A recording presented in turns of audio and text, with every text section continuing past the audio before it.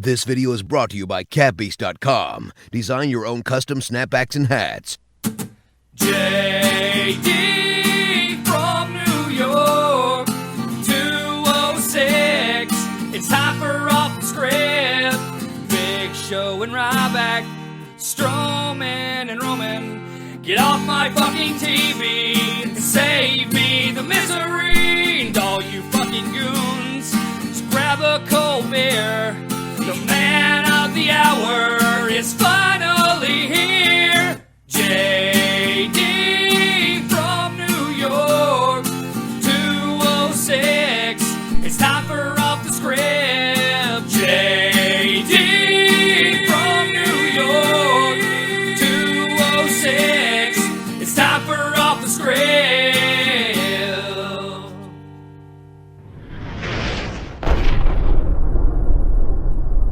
What is going on, guys? JD from New York here. Thank you so much for tuning back into the channel. This is, of course, the #1 fucking podcast right here on YouTube.com for everything WWE. This is, of course, Off the Script, episode 185, part number 2 for your Saturday, September 2nd, 2017. If you guys can look at the face of Bacardi as I do my intro for Off the Script, it's like this, man.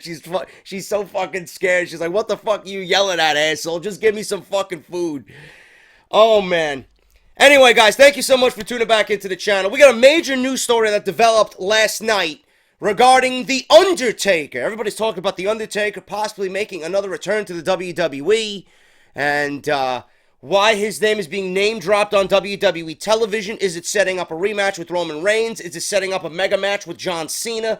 I got the full story on everything. I got multiple sources coming at me with different information. We're going to go over all of that today right here on Off the Script. If you guys missed episode number 1, or part number 1, rather, of episode 185 for Friday, yesterday's video, that will be linked in the annotation that you see within this video, as well as Raw, SmackDown, NXT, and some Call of Duty gameplay, some WWE 2K18 roster reveal information. All that stuff will be in the annotation you see within this video. So if you missed part 1, we go over John Cena and Roman Reigns and the original plans set forth by Vince McMahon for this entire storyline. If John Cena was not filming anything, what was WWE's original plan for Roman Reigns versus John Cena? We're getting it in No Mercy. The plans were very interesting, to say the least. So if you missed any of that stuff on part 1, please go and check that out. I also go over the PWI Top 500 and everybody's saltiness as to why Roman Reigns was above Kenny Omega. And I go in depth and give you my opinion on the whole sexy star Rosemary situation. So make sure you guys go and check that out. Follow me on Twitter at JDFROMNY206. Hit that subscribe button down below and make sure you guys give that fucking bell an end of days, man. Because I want you guys to be notified of all my uploads, which is daily right here on YouTube.com. Thank you to all who have subscribed so far. If you guys want to support the podcast, man, Patreon is the #1 way to do that. You guys get bonus perks that are not available for YouTube. We got Mario Kart 8 gameplay for the Nintendo Switch. That's a $5 tier. We got Off the Script Retro. That's a $3 tier. Early access to Off the Script. That's just a $1 Patreon a month, man. Plus access to my Off the Script Discord server, man. So make sure you guys go and check all that stuff out. That's patreon.com/JD from NY206. Everybody for the last week is going to get shoutouts on Off the Script tomorrow for part number 3 of the podcast. Barbershop Window still offering you guys 20% off all my merchandise as we wait for the new Enzo Amore Get Off My TV t-shirt. That's barbershopwindow.com/offthescript. Use coupon code JD17 at checkout. And for all new listeners of the show, Audible is offering all you guys 30 days free with 1 free audiobook for just checking them out, man. 30 days free to try their service and 1 book courtesy of Audible just for listening to Off the Script. That's audibletrial.com/offthescript. You go to that unique link, you enter your information, and you're on your way for 30 days free of Audible. Whether you got iPhone or Android devices, it doesn't matter. You're going to get 1 free audio book just for listening to the show if you are indeed a new listener of Off the Script. Thank you guys so very much for everything you do. You guys make it so worthwhile for me to come on here, man. You guys are fucking beasts. Thank you to everybody. We're going to get right into the show, man. I'm not going to waste any time. We're going to talk about this Undertaker situation, and there's not a lot of news. There's not a lot of news in the world of professional wrestling, man. We went over a lot of stories yesterday. A lot of stories on Off the Script Part 1. But this one may be the biggest of the weekend, man. Everybody's talking about the Undertaker. Huge update on possible in-ring return for the Undertaker. It could be earlier than anybody has even predicted. Ever since the Undertaker retired, and I use that term loosely, retired, and Roman Reigns did not retire the Undertaker, clown. Okay? So for the fucking for the loser out there, oh JD, why are you so negative against Roman Reigns, man? He didn't retire the Undertaker, goon. Get it out of your head. 25 years of service and injuries over those 25 years retired the Undertaker. Mark Calloway retired the Undertaker, not Roman Reigns. Okay, Roman Reigns was just there. He's a mere puppet in the entire scheme of Vince McMahon. The rumors of the Undertaker's in-ring return have been surfacing at regular intervals here. Since it was never officially announced that the Undertaker had retired, I mean, it was symbolically given to us that the Undertaker was retired. I mean, what else are we supposed to think? He left his jacket, his gloves, his hat in the middle of the ring, and he descended down into the depths of hell at WrestleMania 33. What are we supposed to expect or think? But he never officially retired. Mark Calloway never came out and said, I'm done. WWE has never gone on television and said the Undertaker is retired. Never.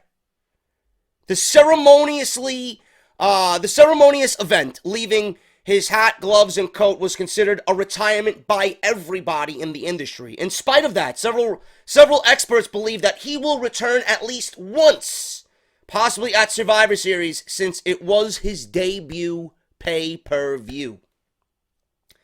The latest reports from PW Insider, reported by WrestleZone, have further fueled these rumors. It appears that this time around, it could be more than just speculation. The Undertaker was spotted headed to Brooklyn. If you guys remember that during SummerSlam weekend, he was seen photographed on a plane. He was seen heading to Brooklyn SummerSlam weekend. This led to forecasts that The Undertaker was going to possibly be at SummerSlam and play a role in the Fatal 4-Way main event for the Universal Championship. It was later reported that The Undertaker was training in the ring before the match. Jerry Lawler. I don't know whether Jerry Lawler was just trolling us all or if this is legit news. I don't know. Jerry Lawler had indicated that The Undertaker was in Brooklyn for a new non-2K WWE video game coming out in late 2018. However, Meltzer recently confirmed this was not the case. Now, it is believed that The Undertaker went to Brooklyn for the sole purpose of training. Notably, there have been several television references to The Undertaker in the past few months. It could be because the WWE may have some storyline in mind for his return. On the last episode of Monday Night Raw, John Cena and Roman Reigns were involved in a segment to hype their clash at the upcoming No Mercy pay-per-view. During this segment, Reigns again bragged that he did something that John Cena could never do, and that is retire The Undertaker. John Cena's reply made things interesting, and he said, and I quote, "I'm not The Undertaker. I'm not a battered veteran at the end of his career with a bad hip." End quote. At first glance, that comment may seem in bad faith, but rumors indicate that this may be a build-up for John Cena versus The Undertaker. As reported by Sportskeeda, Undertaker's in-ring return possible for Survivor Series to improve the interest of that show. Last year, we saw a similar return of Goldberg at the Survivor Series, which continued all the way up until WrestleMania, and a feud with Brock Lesnar. It is highly unlikely that the words did not mean anything, as reports suggests that John Cena had even given his inputs to the writers for this segment. John Cena vs. The Undertaker has always been considered a dream match for the past several years, and John Cena has hinted in the past that he would love to face The Undertaker at WrestleMania. Excuse me, I'm not coughing, but now it's just clearing my throat. How many times does JD clear his throat during part 2 of Off the Script? Now, I'm going to read you something that was sent to me via my buddy Brett. This is coming from Wrestling News World and Richard Gray. Now, I read to you and I quote from their newsletter. Roman Reigns has been encountering Undertaker chants from crowds aiming to taunt him, and it's clear that while The Undertaker is gone for now, he has not been forgotten. There's more to the story, though, as McMahon's directives to the announcers were not simply done out of the blue. In recent weeks, there has been communication between Vince and The Undertaker that leads Vince to believe that The Undertaker would consider wrestling again at next year's WrestleMania. While it's by no means a foregone conclusion, all previous conversations since WrestleMania had left McMahon feeling that The Undertaker would never wrestle again. Until most recent talks, which now have McMahon feeling like The Undertaker has left the door cracked open. For this reason, those close to The Undertaker and Vince McMahon are convinced that it can't be a coincidence that he had a change of heart in terms of The Undertaker being mentioned on the air. Also, I want to mention this. This is also from Richard Gray and Wrestling News World. 2 times. Since The Undertaker's retirement after WrestleMania, Vince McMahon has told WWE's commentators on several occasions not to reference The Undertaker too often. However, in recent weeks, there's been a reversal, and McMahon has told the commentators that it's now okay to acknowledge The Undertaker when it's called for. So that is also with Richard Gray and Wrestling News World. There's a lot to this story that people are looking into. I'm going to say this, man. I don't know what The Undertaker had done as far as surgery goes. I can't see that he got hip surgery and is ready to go already. The way I see it, you know, The Undertaker is the type of guy that is not going to be pleased with his performance at WrestleMania. I mean, he probably knows, we the fans know, that the match with Roman Reigns was fucking terrible. It was terrible. It was not what we know of The Undertaker. Now, if you're The Undertaker, are you going to want to go out on that match? Is that going to be the one match that people are going to remember to be your last match? Roman Reigns? Now, whatever the reason is, we don't know. We don't know if The Undertaker legitimately wanted to work with Roman Reigns. You know, my guess is that this is a Vince McMahon initiative. He wanted Roman Reigns to go one-on-one with The Undertaker because he thought it would be the best way to get Roman Reigns over with the fans.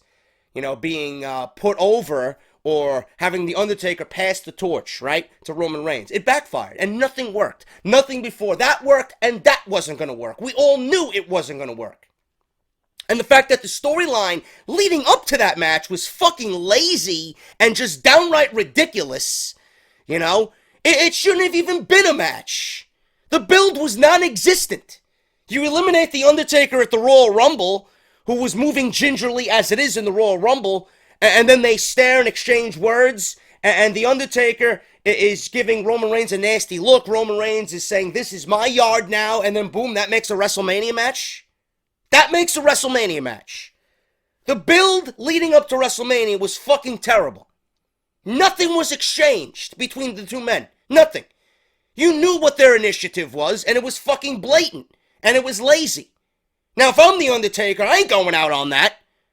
But if WWE, you know, felt like they wanted The Undertaker, or if The Undertaker felt like he still has that itch to get back in the ring, why did they give us what they gave us at WrestleMania 33? Why did they go through the entire theatrics of the hat, the gloves, the coat, laying in the middle of the ring? It's like he's just walking away forever. Why did they do all that if he's just going to come back anyway? You know? So when is The Undertaker's retirement really going to be? How are you going to top that? If that wasn't his retirement, what the fuck was that? What was it? And if he does retire, you know, why are you going to look back on that and just ruin the entire fucking moment? No matter the match with Roman Reigns, that was a beautiful moment that left a lot of people, a lot of wrestling fans, just really heartbroken because we all grew up with The Undertaker. We don't want to see him walk away. We didn't want to see him walk away on that night. And they did it so beautifully. They dedicated the last 20 minutes of the fucking show to The Undertaker just taking his gloves off and leaving his shit in the ring and then walking up the aisle and descending into the stage. With fire going off in the background. It was beautiful. It was a swan song perfect for The Undertaker. But you're going to go back and ruin that entire fucking moment? You're going to go back and bring The Undertaker back for Survivor Series or WrestleMania, and you're going to go back and have that entire moment meaningless for everybody. So what is he going to do when he actually retires? You know? And if you bring him back, the only thing I want to see from The Undertaker is the match with John Cena. That's the only thing I want to see. The only other thing besides John Cena I would like to see is maybe, because it's just got a beautiful marketing title to it. The Demon versus the Dead Man. You know, the Demon King versus the Undertaker, the Dead Man. I'd like to see that. There's nothing really that I want to see out of the Undertaker anymore in WWE. It's not like this is the Undertaker that's gonna put on a fucking WrestleMania 25 caliber match, you know, like he did with Shawn Michaels. I don't see the Undertaker doing that ever again. Maybe he should just walk away. How good can he be? Did he get hip surgery? We don't know. Did he get both hips replaced like that was, you know, that was talked about? The Undertaker even, it was reported that The Undertaker, if he got hip surgery, would never wrestle again. But never say never in wrestling. You know, it's said for everybody, never say never in wrestling. If it's said one day, don't believe it. Don't believe it. Things and the tides always change in the world of professional wrestling. But there's really nothing out of The Undertaker that I want to see. If you want to book him at Survivor Series against Roman Reigns and have him get his victory over Roman Reigns, fine, so be it. You're not going to bring The Undertaker back to have him lose to Roman Reigns again. That makes no sense. That makes no sense. It didn't do anything the first time, so you shouldn't expect anything out of it the second time. Now, John Cena, from what I know, is not going to be around during Survivor Series. We reported that yesterday on Off the Script. So if they're bringing The Undertaker back, the only logical thing for him to do is go against Roman Reigns, because Roman Reigns keeps fucking poking the bear. Like, Sean Cena Entertainment says, don't poke the bear. You know? Don't poke the fucking bear. You keep fucking poking The Undertaker, you know, eventually you're going to get what you ask for. You retired The Undertaker. You retired The Undertaker. Listen, motherfucker, I'm standing right here. I ain't retired. He's eventually going to come back, and Roman Reigns is going to be eating his words. So, if that is the case, Roman Reigns and The Undertaker is probably the only logical thing for Survivor Series if they want to bring him back. But we don't know. We don't know how extensive his training is. We don't know where he trained. We don't know how he's feeling. We don't know how he looks. You know? There's just so many question marks surrounding this.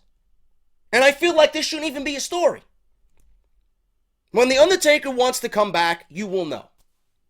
Right now, everybody's just speculating, throwing pieces of information out there. We don't know. But do we really want him back?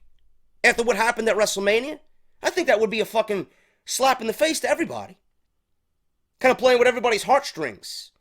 You're pulling everybody on that emotional fucking moment, and then you're going to go back on it and pretend like it never even fucking happened with The Undertaker coming back. For what? For what?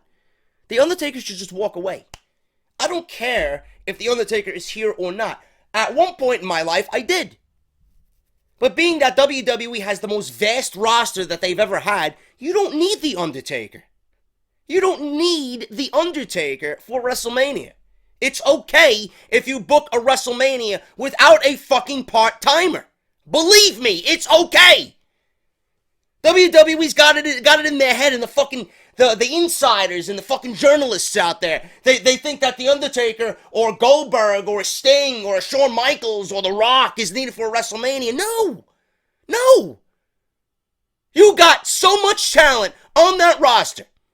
It is your job to fucking make a name of who you got now, instead of dipping into the fucking cookie jar and pulling out some legend that you think is going to help WrestleMania get buy rates.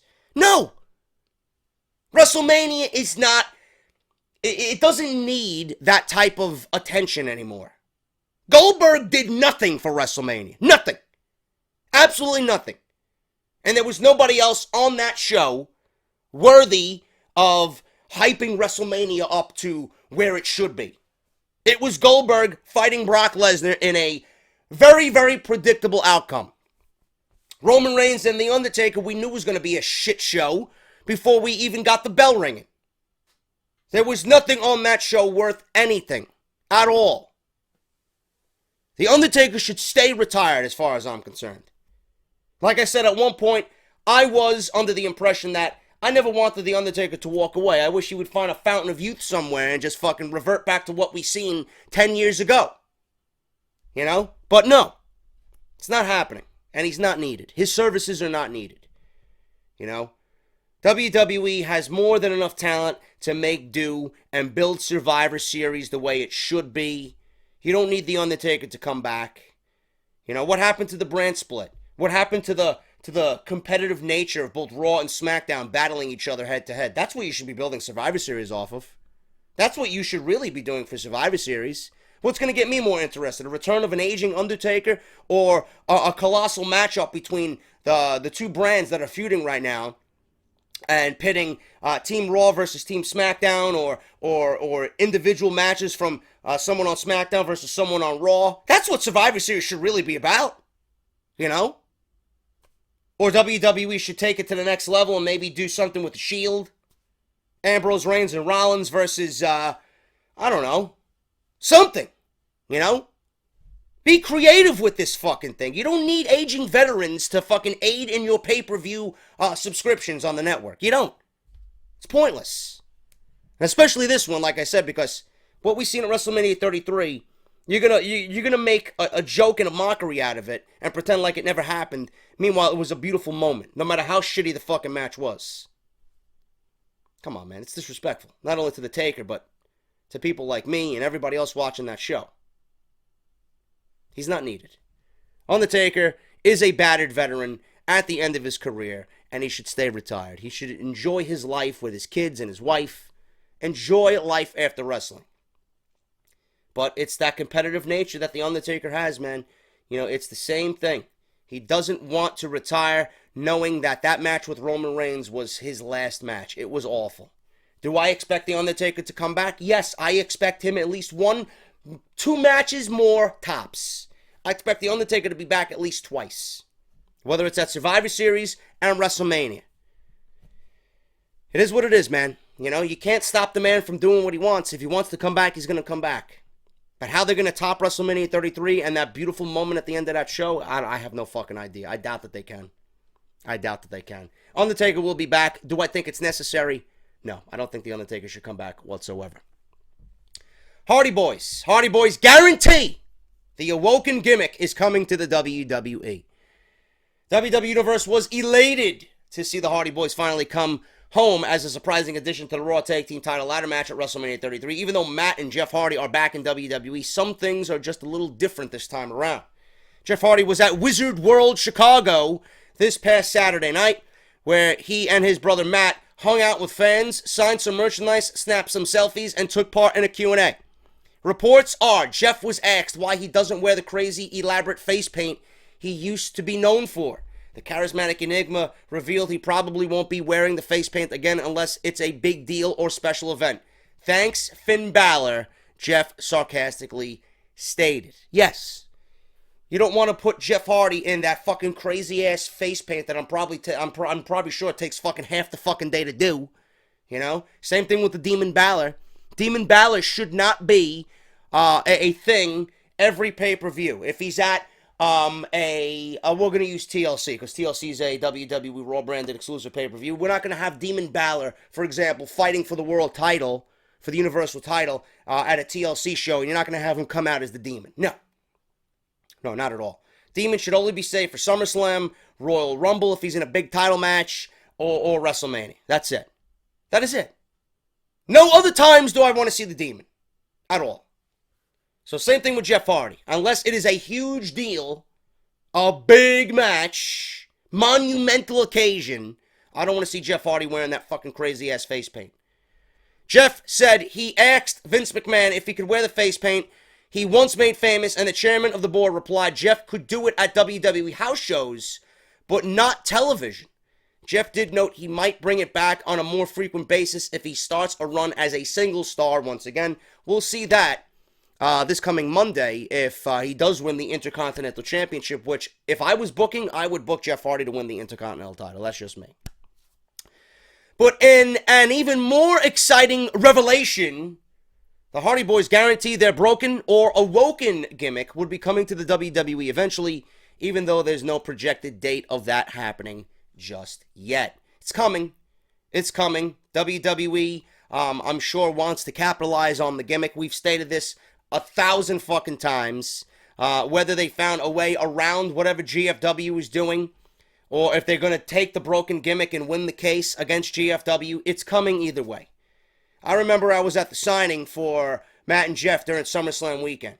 And Matt said, and I was standing right next to him as I introduced myself to him, he was mentioning the broken gimmick. He says, hopefully we'll be able to get back to deleting very soon. If that was not the case, he would not be talking about it.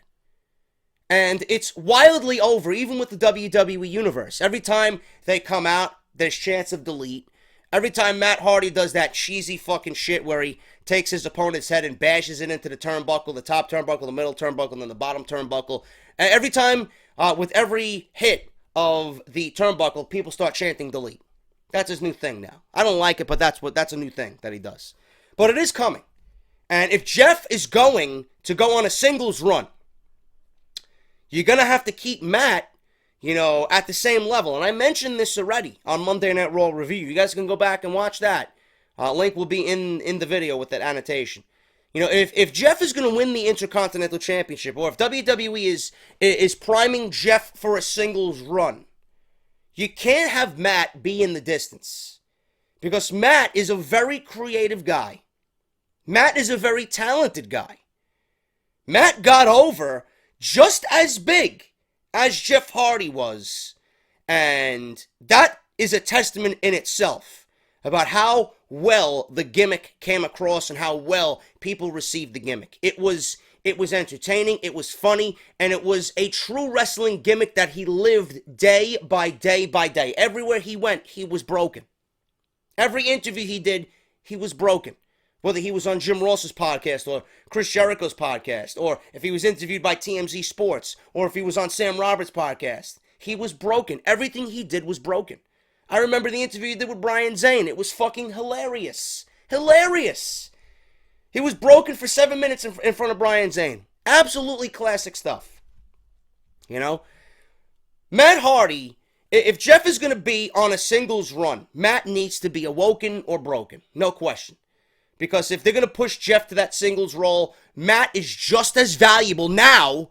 I'm not talking about back in the day when Jeff was like fucking the most popular wrestler in the world. I don't think anybody can really even touch that. I don't think Matt, no matter how talented he is, Jeff was fucking unbelievably over. Unbelievably over, man. He was the most popular pro wrestler in the entire world when he won his first WWE Championship. Unbelievable. I'm not going to say Matt is going to be as over as that, but at this stage of their careers, Matt is just as valuable, if not more valuable, than Jeff Hardy. And WWE needs to see that, and they need to capitalize on that. And with this rumored brand split coming, if you want to keep Jeff on Raw, fine. If you want to split them up, fine. But you better know what you're doing before you split them up. Because WWE's tag team division right now is pretty much non-existent. You can't completely decimate your tag team division just because you want to push Jeff Hardy now into a singles role and break away the Hardy Boys. You can't do that. For every action, you have to think about, every possible consequence. If you take the Hardys and you split them away, you have no tag team division. No matter how good Rollins and Ambrose are, no matter how good Sheamus and Cesaro are, the club is garbage. Something needs to be done. If they're breaking the Hardys away, 100%, I believe that there's a superstar shakeup coming.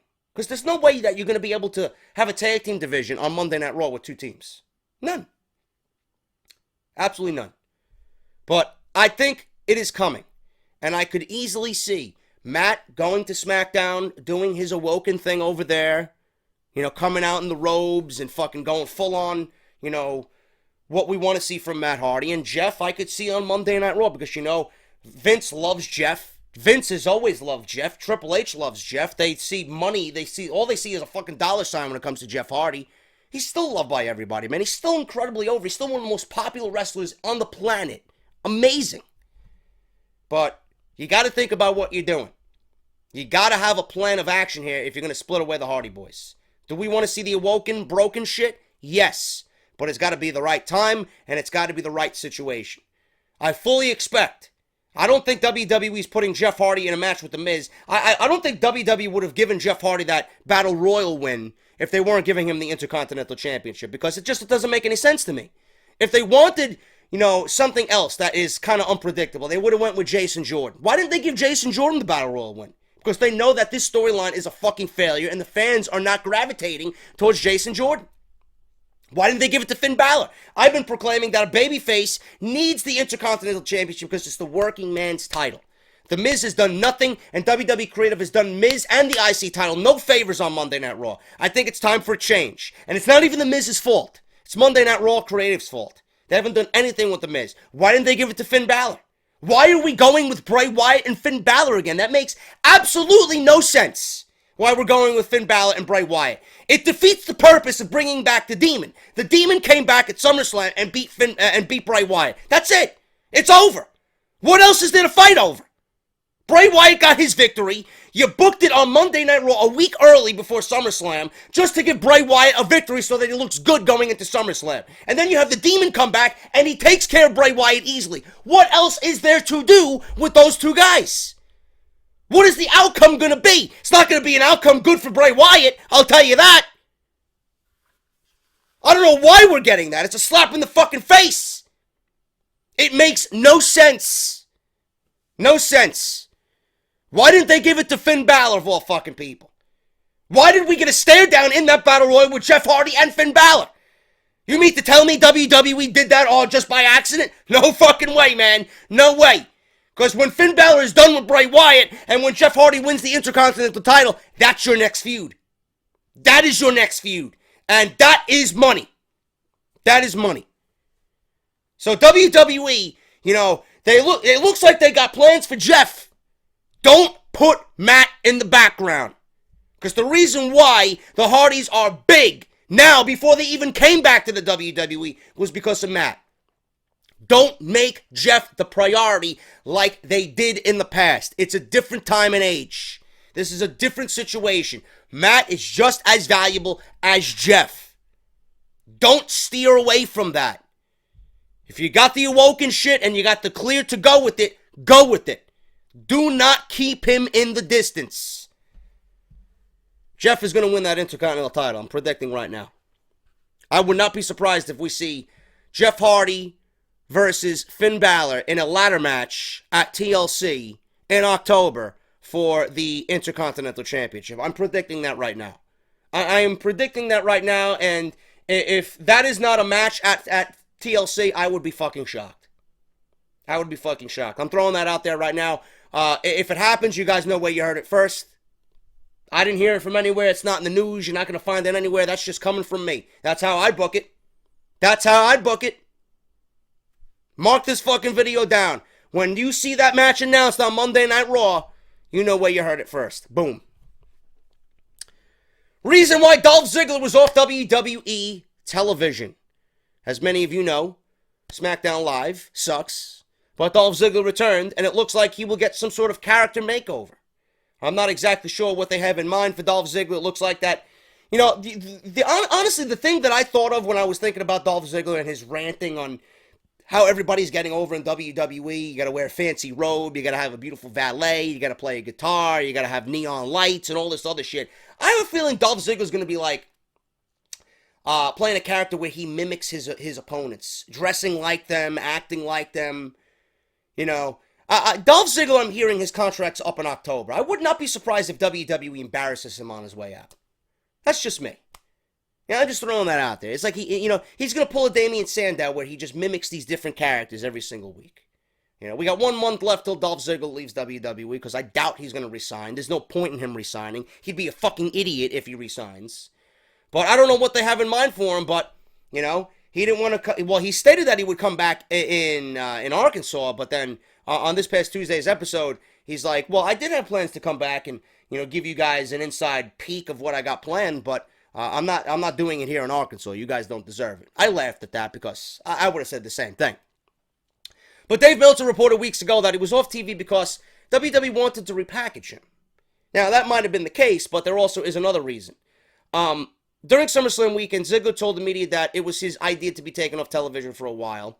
While he was not featured on television, he still wrestled at live events, so his absence had nothing to do with an injury. It had to do with his brother being sentenced to 15 years.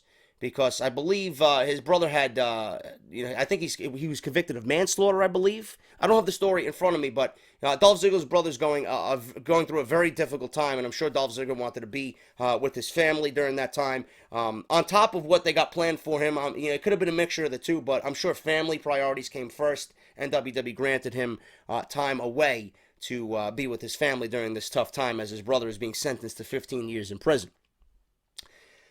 But Dolph Ziggler is rumored to be leaving the WWE in October. A farewell feud has possibly been revealed. Now, SmackDown Live has become the land of stupidity. Not the land of opportunity, the land of stupidity. But it has been a land of opportunity for some WWE superstars over the past year. Not now, but, late 2016, after the draft. Yeah, it was a land of opportunity. But it's been more of the same for Dolph Ziggler. The WWE Universe considers the show-off to be one of the most underutilized performers on the roster, but he's had a tough time just getting onto television over the past couple of months. However, it may not be an issue much longer. Ziggler might be moving on from the WWE very soon. It's being reported that Dolph Ziggler's contract is set to expire in October, and as of this writing, it's unclear there is genuine interest on Ziggler's side to sign a new deal with the company, but the expectation is Dolph is ready to move on to other opportunities. Shinsuke Nakamura started a rumor that he could be headed to New Japan Pro Wrestling. Cody Rhodes has proven that leaving WWE can also be a brilliant career move. Until October, WWE officials have every intention of utilizing Ziggler while he's still under contract with the company. Apparently, the powers that be are bringing him back to SmackDown Live for a rivalry with Bobby Roode. The Glorious One is only a few weeks into his run on SmackDown Live, but he should get at least one huge win over Dolph Ziggler over the coming weeks and heading into WWE Hell in a Cell. The WWE Universe shouldn't expect Dolph Ziggler to do much more on WWE television through October unless he changes his mind about re-signing with the company. In recent months, Ziggler's done a great job putting over top guys like Shinsuke Nakamura to help establish them with the WWE Universe. What good did it do? Because WWE just took Nakamura and ruined him anyway on SmackDown Live. Ziggler had nothing to do with that. Ziggler was a good starting point, but ultimately he was in WWE's hands, and what did they do? They failed the King of Strong Style. His next task will be the same thing as it comes to Bobby Roode. Afterward, that may be all she wrote for Dolph Ziggler's career in WWE. The WWE Universe may debate whether or not Dolph Ziggler was truly held back during his tenure with WWE if he does leave in October. However, an experienced veteran like the show-off should have little trouble finding success and opportunity on the independent circuit. Like Drew McIntyre a couple of years outside of WWE, that could make him a better performer. Someday Dolph may return with new opportunities. Now, I fully expect Global Force Wrestling, if Dolph Ziggler does not sign with WWE and he is a free agent, he will obviously have that 90-day no-compete clause, right? So we won't see him resurface probably until 2018. But at that point, I could see Global Force Wrestling making a huge run at Dolph Ziggler. I could see Dolph Ziggler being the fucking face of Global Force Wrestling if they want to make him that. They already got Johnny Mundo or Johnny Impact, right? Imagine a match with fucking Dolph Ziggler versus Johnny Mundo. Holy shit, I'd tune into that. And I hate GFW. But what I think Dolph Ziggler should do is fuck WWE for now. They obviously have nothing planned for him. The rumors that John Cena derailed his push 5 years ago, that was in the news just a couple of weeks back. Vince McMahon was already souring on Dolph Ziggler. All it took was some words from John Cena to Vince McMahon, and that really pushed Vince McMahon to just say, you know what, fuck Dolph Ziggler's push. This guy's just going to be where he is. He's going to be an enhancement guy. We're going to utilize him. He's great in the ring. We're going to try and get him to get other guys over. That's been his role for years now.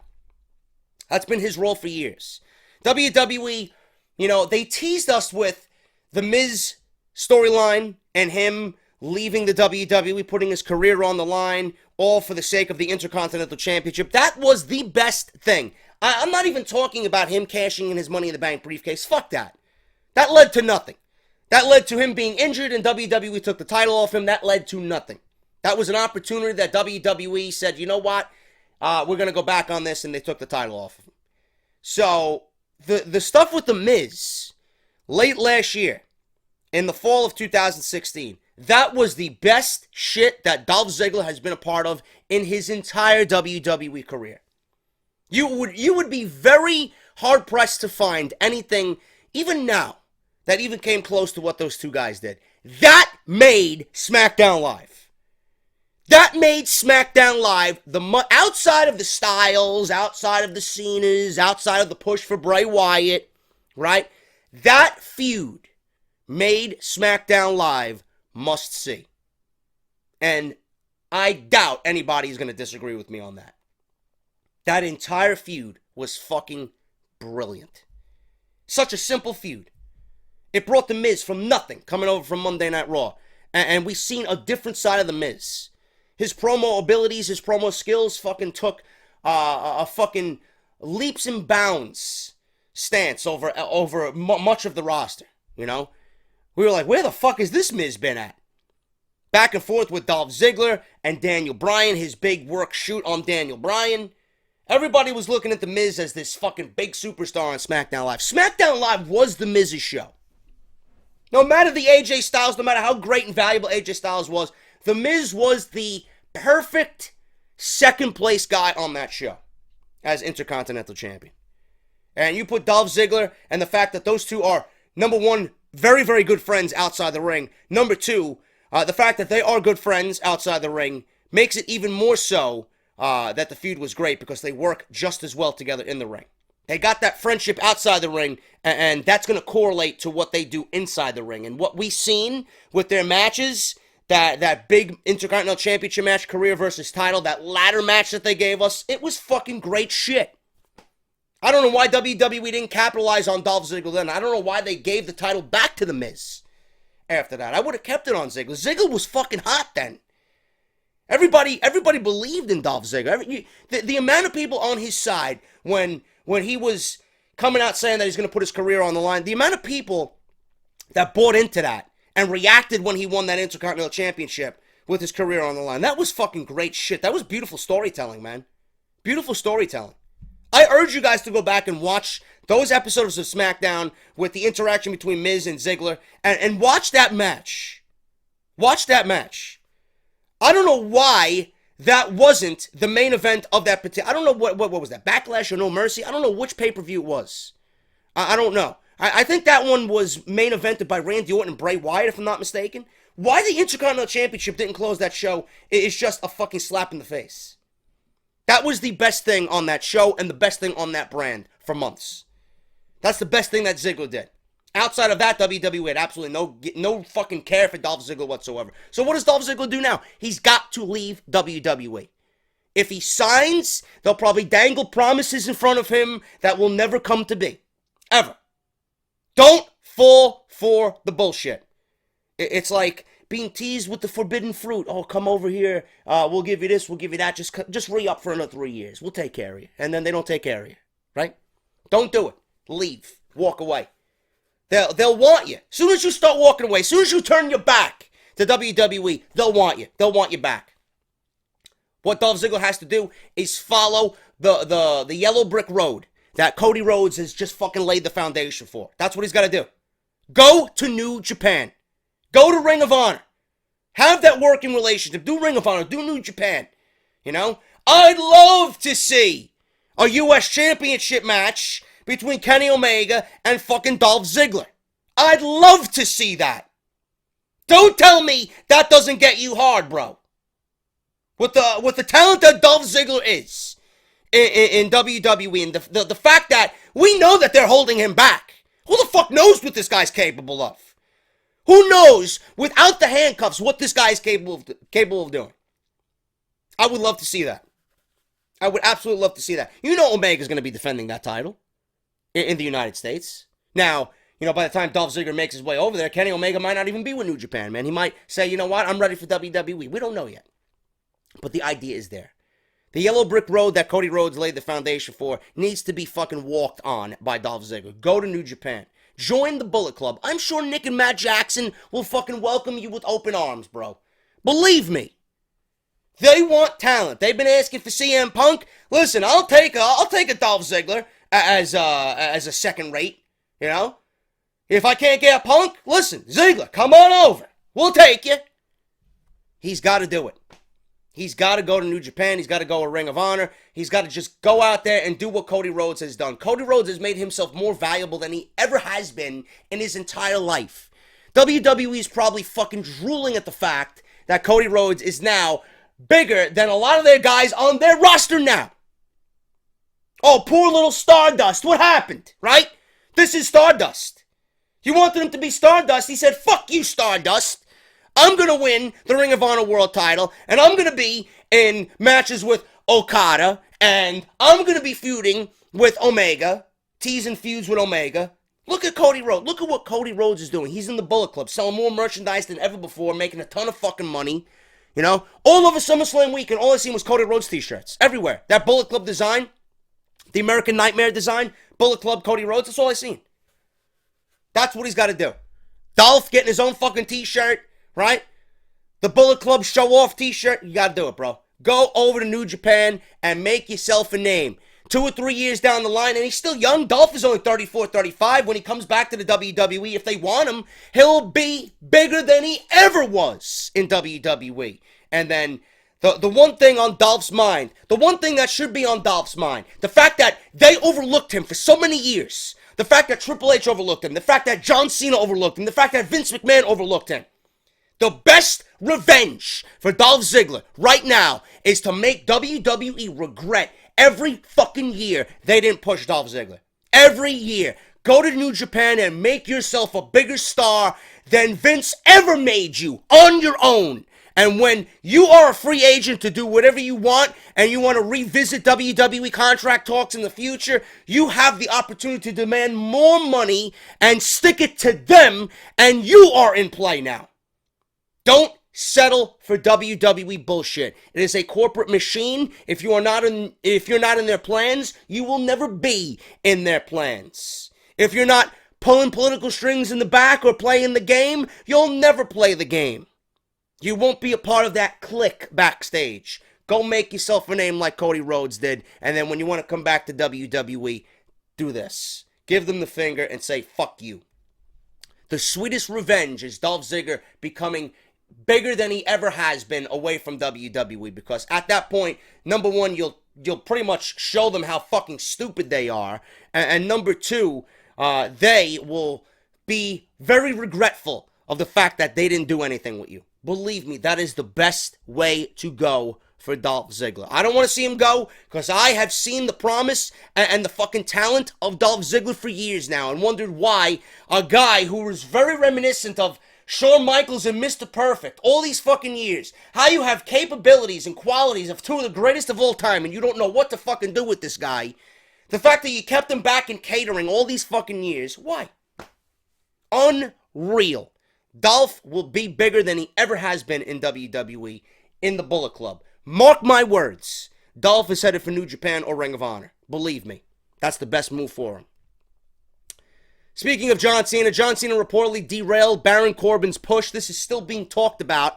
Just the fact that I just mentioned that he derailed Dolph Ziggler's push. John Cena reportedly derailed Baron Corbin's push in the WWE. There's apparently more to the story of the backstage heat with Baron Corbin, and it turns out that John Cena was the person who made the decision that Corbin was not ready to be in the mix as a headliner.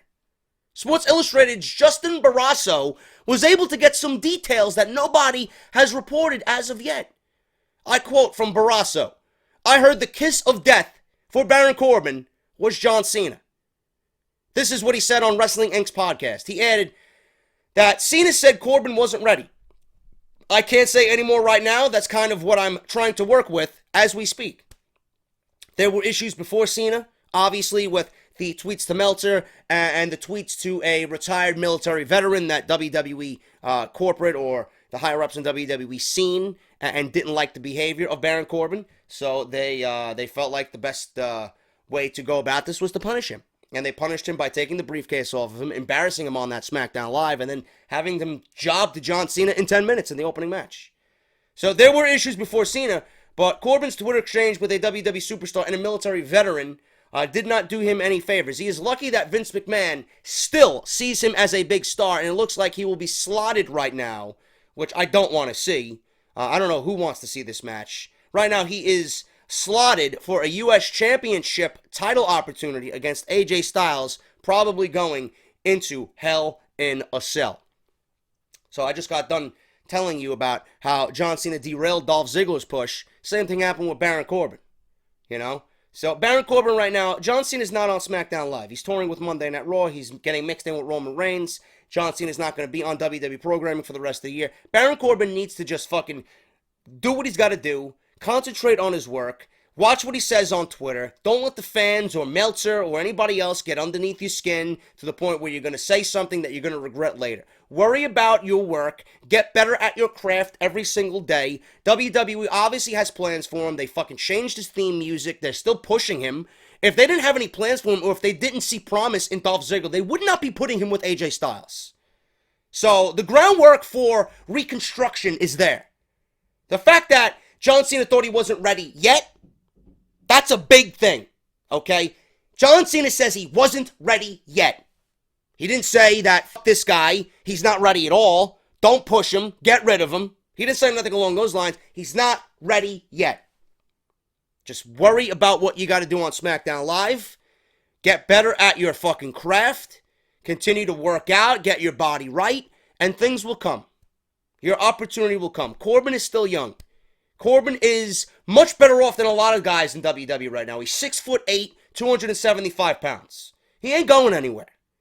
Okay, WWE fucking drools over talents like that. Corbin ain't going anywhere. And like I said, the fact that they gave him new music and the fact that they're putting him in a U.S. title opportunity after dropping the briefcase and putting him in a match with AJ Styles and a feud with AJ Styles, I don't think he's really punished. It was a little slap on the wrist. Don't fuck up again. Let's see what you do here. You know, maybe AJ makes him a better fucking wrestler. Because everybody that steps in the ring with AJ always comes out better on the opposite end. So we'll see what happens. We have one more story here because I don't really have much to talk about for tomorrow's episode. I got to save some news for tomorrow, right? We're already like 54 minutes in on this motherfucker. If my fucking computer wants to load, holy shit, my computer's been giving me problems today. I don't know, my camera gave me problems. It is what it is, but I want to talk about this, man. This is a very interesting issue. And this comes from the Sam Roberts Wrestling Podcast. Sasha Banks opening up about her short title reigns. This is another one. When her contract is up, she's really going to give a lot of thought as to whether she wants to stay or she wants to go. And at this point, a lot of people are probably going to push her to leave because WWE has done nothing to make Sasha Banks look good. Nothing. Sasha Banks was recently interviewed on the Sam Roberts Wrestling Podcast. She spoke on a wide variety of topics about her career. One of the most interesting topics was about her short title reigns. Wow, I coughed. There's one. I wanted to get through this podcast without coughing, but, you know, I'm still sick, so eventually it was going to be. Sasha has won the Raw Women's title several times in her career. It doesn't really mean anything when you have no division, you know? Oh yeah, she's a 4-time champion. In what division? A division of 3 women? A division of... Back when she won most of them, it was only a division of 2 women. It was her and Charlotte. Now it's a division of her, Alexa, and Nia. Bayley's been non-existent since fucking Extreme Rules. Even before that. So she doesn't even factor into that. A division of 3 right now. Back in 2016, it was a division of 2. A division of 2. Sasha has won the Raw Women's title several times in her career, but never held it for longer than a month. Her most recent title reign ended in just a week. She won the title from Alexa Bliss at SummerSlam, only to lose it back to Alexa the following Monday Night Raw. Here's what Sasha Banks had to say about her short title reigns This interview was conducted just prior to SummerSlam, and Sasha is now a 4-time women's champion, in case you are confused as to what she said on the podcast. I'll be honest about something. I'm a 3-time Raw Women's Champion, right? So, like I said, this was conducted before she beat Alexa Bliss at SummerSlam. I'll be honest about something. I'm a 3-time Raw Women's Champion, which is awesome. Within a whole year, I was a 3-time Women's Champion, which to me is a lot. I'm a 3-time, 2-week holder of a championship. If that one sentence is not animosity, I don't know what the fuck is. I am a 3-time, 2-week holder of a championship. We can now add a 4-time, 3-week holder of a championship. So that took away from my confidence so much, because I was like, okay, I lost the first time, that's fine. Then I won it back, and I was like, oh, okay, maybe I could show them that I can keep it longer than 2 weeks. I don't know. Was it something with me, or they just want to keep on flip-flopping me? I don't know. She also said that the short title reign makes her question herself and the company's belief in her.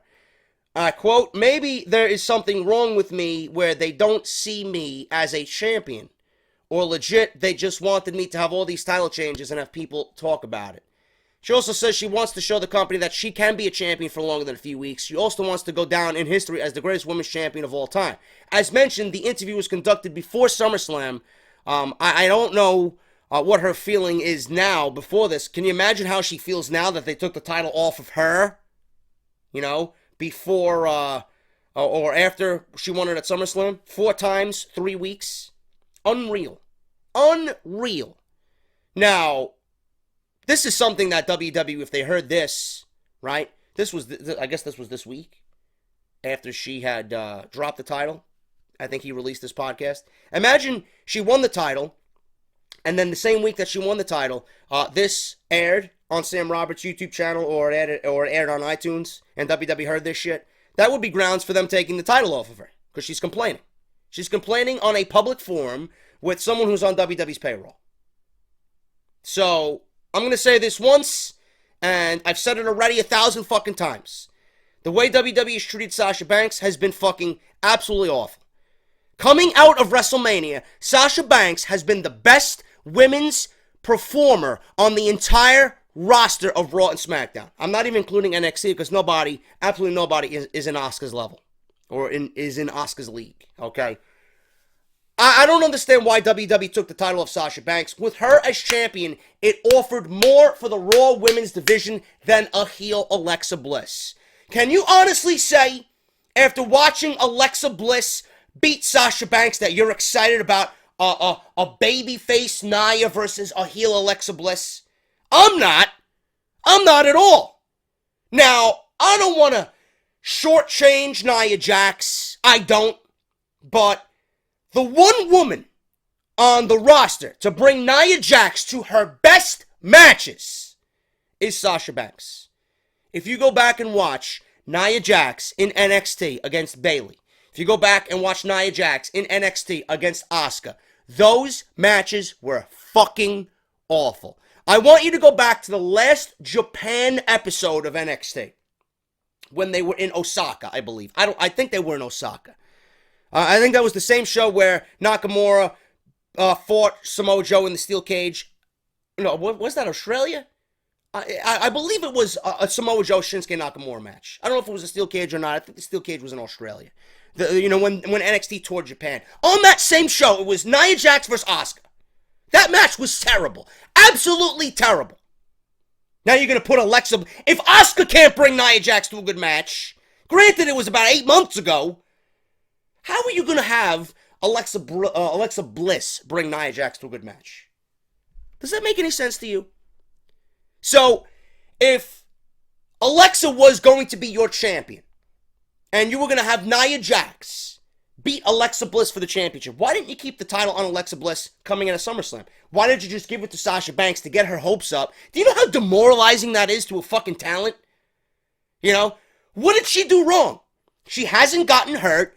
She's outperformed everybody, but that doesn't matter in WWE. You can outperform everybody. Yeah, you are still going to be on the short end of the stick, we're going to go with Alexa Bliss, who apparently is beloved by everybody for whatever fucking reason backstage, you know. And I'm an Alexa Bliss fan, but I can honestly tell you, I've been more impressed with Sasha Banks than I have been Alexa Bliss. I am over Alexa Bliss being women's champion. Sasha Banks and the body of work that she has done deserved a title reign. Now, I don't know what WWE wants to do.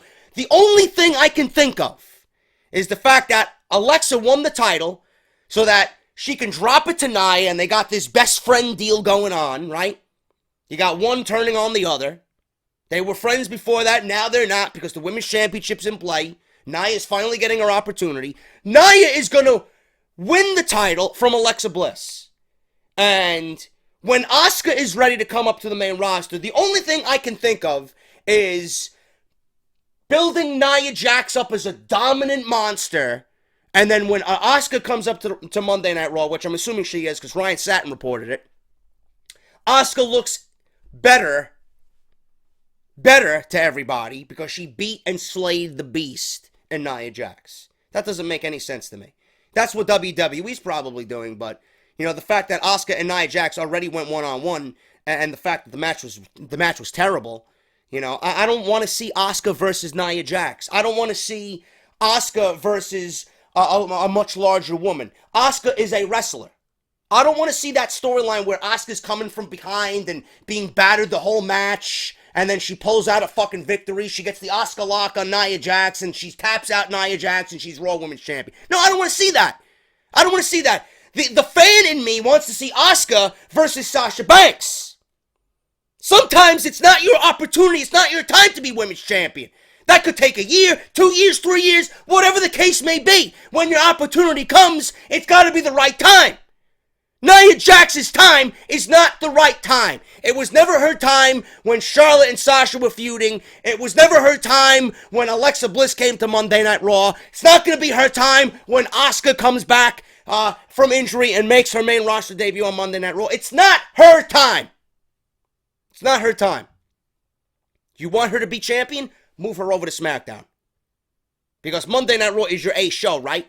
You got to put your A show forward. You got to put your best foot forward. If Nia Jax is not doing anything on Monday Night Raw, she can be mixed into the world title or the women's title situation. She doesn't have to win it. You can make a trade. Make a trade with SmackDown. Trade, I don't know, Naomi for Nia Jax. Get Naomi on Monday Night Raw and put Nia Jax on SmackDown. Nia Jax can be perfect on SmackDown Live. She can maybe get a reign or two on SmackDown Live. I could see it. I could see it. You don't need Nia to win the title from Alexa Bliss and then defend the title against Asuka if that's their route, which I'm assuming is going to be. No, I want to see Asuka versus Sasha. I would have had Sasha hold the title for 2, 3, 4 months and build towards that match. That's the match I want to see.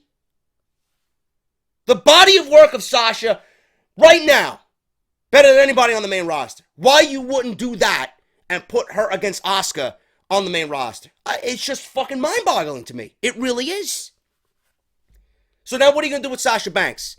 With Sasha as champion, you could have had her slay Asuka. No, not slay Asuka. Nobody's slaying Asuka. You could have had her slay Nia Jax. You could have had her go through Alexa Bliss again. You could have even booked Emma versus Sasha Banks. Emma's been coming out saying, I'm the leader of the women's revolution. I started the women's revolution.